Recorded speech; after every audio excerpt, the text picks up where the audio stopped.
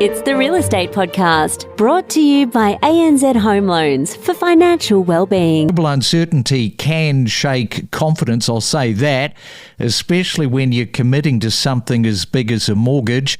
But do keep this in the back of your mind. Remember that property decisions are long-term, not based on short-term global hits. And if your finances are solid and the purchase makes sense, timing the market, as we say, perfectly is almost impossible. So taking a cautious approach is completely valid. Just don't let fear alone be the decision maker. So off the back of that, let's take you into Sydney and to catch up with Anthony Landahl from Equilibria Finance. And good morning and welcome back to the Saturday Property Show, Anthony. Interesting email there from Eve. Yeah, good morning. Great to be here on this Saturday. And look, I think Eve's email is fairly reflective of a lot of people at the moment taking a cautious approach. It's a challenging environment for buyers, for sellers and for existing mortgage holders. I think your last point was well made around really taking a long-term approach, understanding you do get oscillations in the market over time and just making sure you're cautious but comfortable about what you're doing. Pretty interesting too about the parents who are siding, because most parents will want to get their children into the property as fast as possible because they know the sooner you enter, the more you will start to acquire equity. But, this is a worry for parents as well, clearly. Yeah, look, I think for first home buyers, particularly if they're buying up to 95% of the value of the property, if they're at their maximum capacity, if they've only got 5% equity to start with using some of the government programs, that there might be a bit of caution coming in from the parents. If we do get a dip in market, they might be in a negative equity position, rates go up, repayments go up. A little bit of caution makes sense, but obviously with a bit of a market cooling becomes opportunity as well. So it's a bit of a double-edged sword at the moment. Yeah, definitely double-edged with the market cooling and those opportunities to follow. If you find yourself agreeing with Eve, we'd love to hear from you and your concerns or inability to move forward in the market. We've got the voice message recorder below or the email address, myrealestatepodcast@gmail.com. Anthony, we know the market is slowing in parts of the country. Trump, he has thrown this curveball on the world's economies. Maybe he's going to burn the whole house down, who knows, but are you seeing more clients pause or walk away from these pre-approvals compared to earlier this year? What's going on? Yeah, look, we are seeing a lot of clients, I guess, take a more cautionary approach. In terms of that, it's really making them re-understand what they're able to do and factor in potential interest rate changes as well as inflationary pressures, obviously with the increase in the oil prices flowing through to petrol. We're also getting some fears coming through. Westpac, for example, said there might be 3 more cash rate increases. Inflation might peak at over 5%.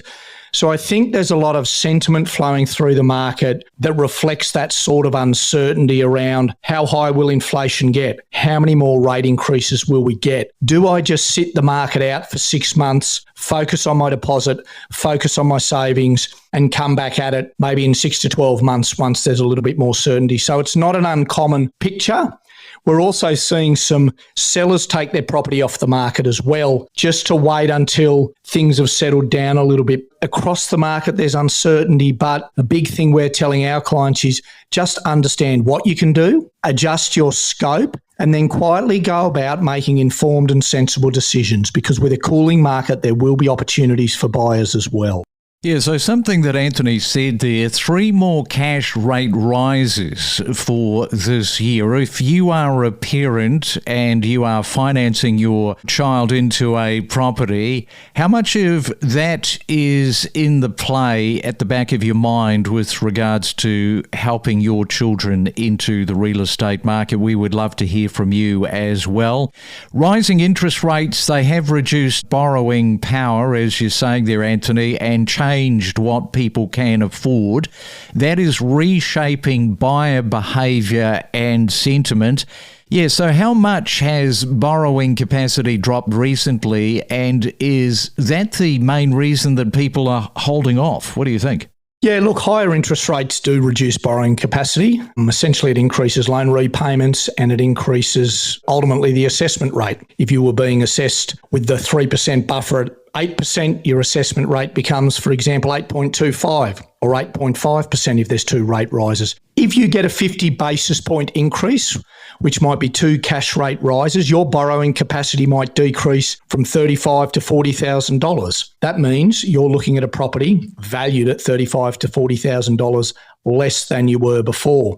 So if we get two or three rate rises, if we, for example, get a percentage point increase, that's significantly impacting what people are able to borrow and potentially purchase, which might be the difference from buying a townhouse to a unit or upgrading from a townhouse to a house. So it does have an impact on buyers. Yes, the younger buyers, no doubt about it, they are more sensitive to rates and cost of living increases, making them more hesitant to commit. And then you've got the Donald Trump factor in all of this. It is the Saturday Morning Property Show. We are back in just a moment talking about investors reassessing risk versus return, and whether or not it's a wait and see becoming the dominant mindset at the moment. We've got more after this. From the emotion of property, the economic inflation, managing your expectations, lack of stock, price growth, construction appetite, days on the market. Stay informed with us and know your property. You're listening to the Saturday Property Market Update. It is a Saturday morning and the Saturday Morning Property Show. If you are heading out the door later on this morning, having a look at property across the weekend, good luck with all of that. Anthony Landahl is with me talking property. Yeah, we want to check in on investors reassessing risk versus return, because higher interest rates, especially the costs, are forcing investors to rethink deals even with strong rental demand. So I want to put this to you. Are investors still active, or are rising costs starting to outweigh the rental returns?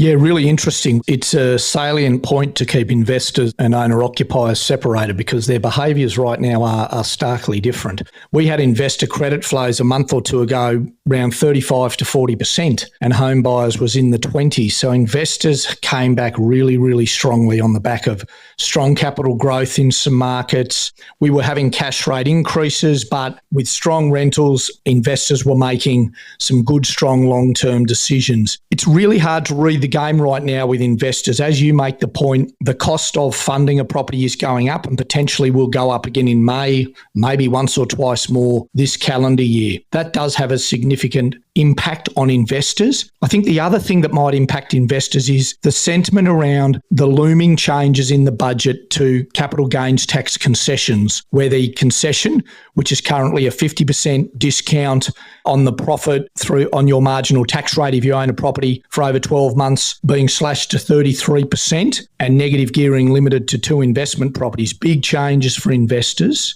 That could impact behaviour before the budget and potentially after the budget as well. Will that slow investors down? I think the other thing is investors are incredibly good at finding opportunities. We've got cooling markets in Sydney and Melbourne. We've got markets in Brisbane, Adelaide and Perth cooling. Investors will find opportunities amongst that, especially with home buyers backing out. So I think investor behaviour is going to stay pretty strong and pretty steady. Yeah, you've sort of almost half answered my next question for you, and that is a wait and see approach. Is that becoming the dominant mindset? Now, that can extend beyond the investors, obviously, but there's a growing sense that people want clarity before making final big financial moves. So what do you think about the hesitation? Is it temporary, or could we see a longer period where buyers just, remain on the sidelines? The way to answer this is a little bit around how we're talking to our clients. And again, they understand the basics. Now, if we get 1, 2, 3 interest rate rises, we will run a simulation and explain what those repayments look like. we'll run through should they fix or should they remain variables. Because with a cooling market, there will be opportunities for buyers who are ready to go. Yes, they'll take a more cautionary approach. Yes, they're aware of some of the global challenges and uncertainty impacting the market. But when the right opportunity comes up, there are approvals in place and they understand what may happen in the future and what they're able to do right now. And that's how we're trying to help manage this with existing home buyers and investors, as well as existing clients, just managing some of the questions they have about fixed and variable interest rates. Educate and inform. And that'll do us. That will wrap up our Saturday morning property show. Anthony, enjoy your weekend. Look forward to catching up as always in a couple of weeks' time. Thanks very much for having me here and have a great weekend, everybody. And just a reminder here, something coming up on Monday. A major compliance crackdown in Sydney has resulted in a high-profile real estate agent, Joss Tesselin, being banned from the industry for 10 years following a lengthy investigation. We'll bring you more details about that first thing on Monday morning with the Real Estate Breakfast. Explore new property destinations where you could live with exclusive interviews covering real estate news and market insights. I want to talk to you about history because it does show Australian property markets pretty resilient, even during major global shocks. If we go to the GFC, price declines were modest. There were so many people during any kind of a crisis who say property prices in Australia are going to face a catastrophic fall. And none of it's ever happened. But definitely, we're going to see some heat dissipating out of the market simply because we have so many events happening at the same time. You know, what we're seeing, I think is fair to say, is hesitation. Buyers are stepping back. Auction clearance rates, as we said on Tuesday, they are slipping and decisions are being delayed. How much worse that gets? Well, time will tell us. We connect you to the best real estate information across Australia. The Real Estate Podcast.